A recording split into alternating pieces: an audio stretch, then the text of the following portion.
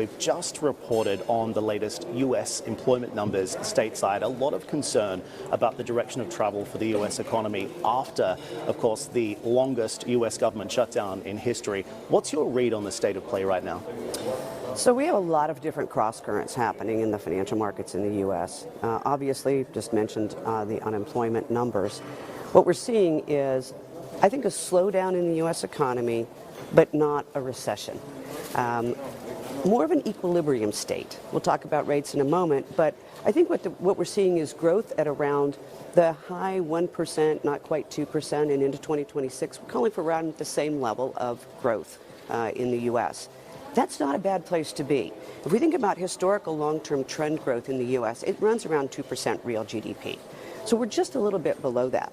What does that give us? Well, that gives us room for the Fed to actually cut rates. Our belief is that we will see a rate cut next week, and we'll see the Fed actually take action at 25 basis points. I think also we're going to see further rate cuts in 2026. But additionally, we've got some real tailwinds happening in the U.S. as well from fiscal policy.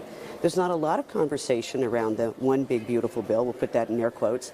But it does have some stimulative effect, both for companies as well as for individuals. Expensing of R&D for CapEx is going to be a very strong positive for companies. And then, of course, the various number of different benefits for individual taxpayers, which probably will end up being around $2,000 to $2,500 on average per person for a tax benefit in 2026. All of this giving us some tailwinds that will continue this sort of right around average, just maybe slightly below trend growth. Let me pick up on something you just mentioned as well. You said you expect the Fed to cut rates this month, but also continue to cut through 2026. Why is the path for rates going to be lower from here, in your view? So, as we're moving towards neutral with regard to rates, we think neutral's around 3%. Well, they still have room to cut to get to 3%. Now, the path of travel to us is in that direction. The timing is not necessarily precise because, of course, the Fed has discussed and Fed officials have discussed the fact that they're concerned about inflation. Our view is that inflation is still coming down, albeit at a slower rate. And there are some headwinds to continued disinflationary trajectory. Namely, I think there's still concern, obviously, about tariffs. Less so in our view, but there are other aspects to the inflationary story that have more to do with companies carrying through their costs and transitioning those to consumers. But the big benefit, I think, to the inflation story will continue to be rents and housing costs.